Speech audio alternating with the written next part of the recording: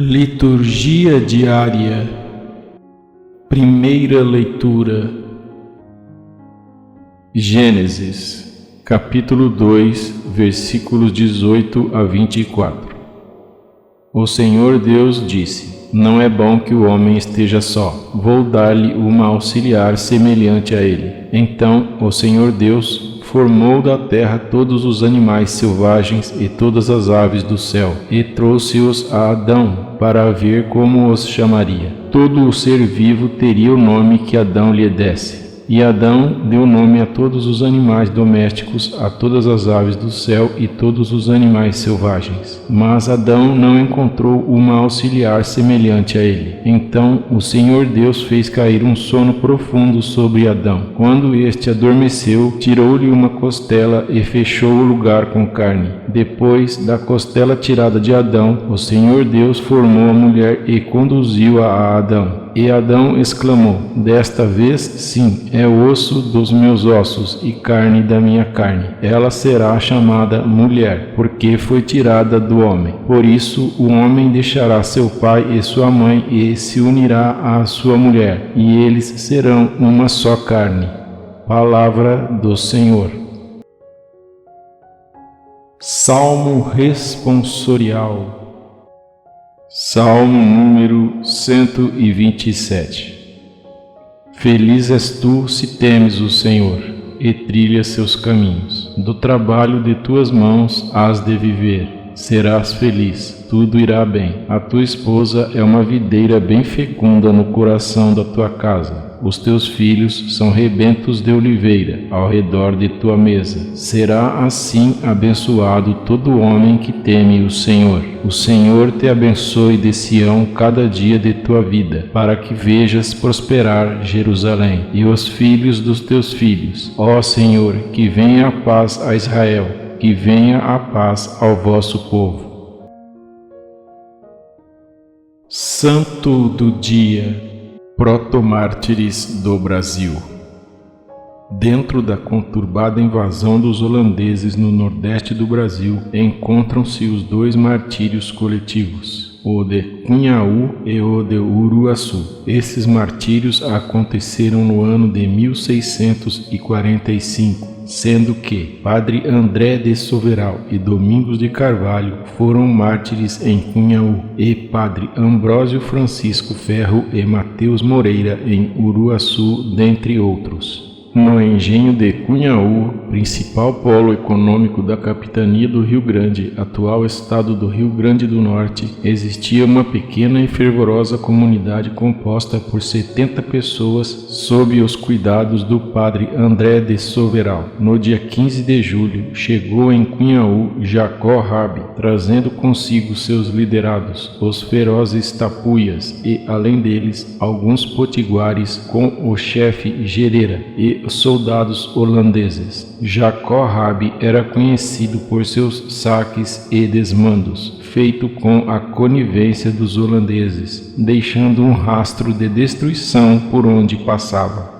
Dizendo-se em missão oficial pelo Supremo Conselho Holandês do Recife, convoca a população para ouvir as ordens do Conselho, após a missa dominical no dia seguinte. Durante a Santa Missa, após a elevação da hóstia e do cálice, a um sinal de Jacó Rabi, foram fechadas todas as portas da igreja e se deu início à terrível carnificina. Os fiéis em oração, tomados de surpresa e completamente indefesos, foram covardemente atacados e mortos pelos flamengos com a ajuda dos tapuias e dos potiguares. A notícia do massacre de Cunhaú espalhou-se por todo o Rio Grande e capitanias vizinhas. Mesmo suspeitando dessa conivência do governo holandês, alguns moradores influentes pediram asilo ao comandante da Fortaleza dos Reis Magos.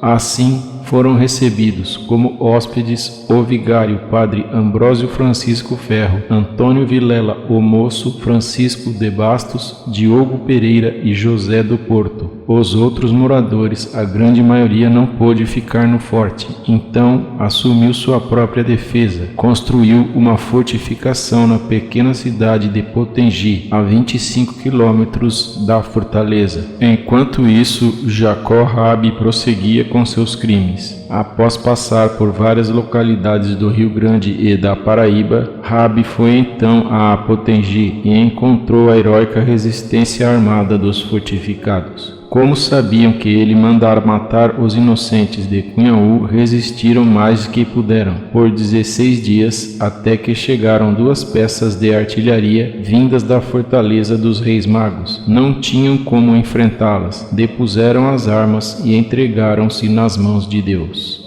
5 reféns foram levados à fortaleza: Estevão Machado de Miranda, Francisco Mendes Pereira, Vicente de Souza Pereira, João da Silveira e Simão Correia. Desse modo, os moradores do Rio Grande ficaram em 2 grupos, 12 na fortaleza e o restante sob custódia em Potengi. Dia 2 de outubro, chegaram ordens de Recife mandando matar todos os moradores, o que foi feito no dia seguinte, 3 de outubro. Os holandeses decidiram eliminar primeiro os 12 da fortaleza, por serem pessoas influentes, servindo de exemplo o vigário, o Escabino, um rico proprietário. Foram embarcados e levados rio acima para o porto de Uruaçu. Lá, o chefe indígena potiguar, Antônio Paraopaba, e o pelotão armado de 200 índios, seus comandados, esperavam por eles. Repetiram-se então as piores atrocidades e barbáries que os próprios cronistas da época sentiam pejo em contá-las, porque atentavam às leis da moral e modéstia. A 5 de março de 2000, na Praça de São Pedro, no Vaticano, o Papa João Paulo II beatificou os 30 protomártires brasileiros, sendo 2 sacerdotes e 28 leigos beatificados.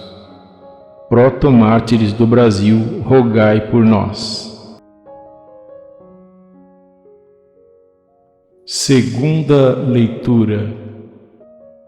Carta aos Hebreus, capítulo 2, versículos 9 a 11.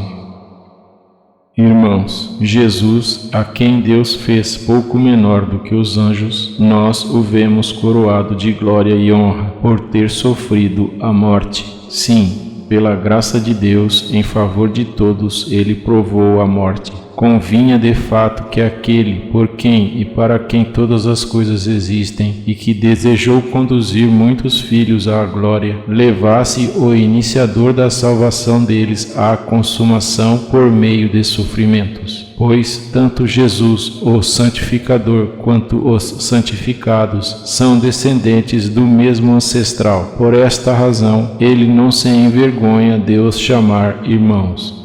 Palavra do Senhor.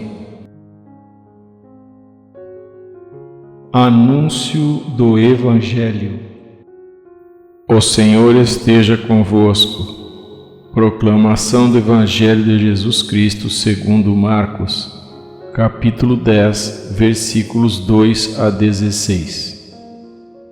Naquele tempo, alguns fariseus se aproximaram de Jesus. Para pô-lo à prova, perguntaram se era permitido ao homem divorciar-se de sua mulher. Jesus perguntou: O que Moisés vos ordenou? Os fariseus responderam: Moisés permitiu escrever uma certidão de divórcio e despedi-la. Jesus então disse: Foi por causa da dureza do vosso coração que Moisés vos escreveu este mandamento. No entanto, desde o começo da criação, Deus os fez homem e mulher. Por isso, o homem deixará seu pai e sua mãe, e os dois serão uma só carne. Assim, já não são 2, mas uma só carne. Portanto, o que Deus uniu, o homem não separe. Em casa, os discípulos fizeram novamente perguntas sobre o mesmo assunto. Jesus respondeu: Quem se divorciar de sua mulher e casar com outra, cometerá adultério contra a primeira. E se a mulher se divorciar do marido e casar com outro, cometerá adultério. Depois disso, traziam crianças para que Jesus as tocasse, mas os discípulos as repreendiam. Vendo isto, Jesus se aborreceu e disse: Deixai vir a mim as crianças, não as proibais, porque o reino de Deus é dos que são como elas. Em verdade vos digo, quem não receber o reino de Deus como uma criança não entrará nele. Ele abraçava as crianças e as abençoava, impondo-lhes as mãos. Palavra da salvação. Obrigado por assistir. Inscreva-se. Deus te abençoe. Amém.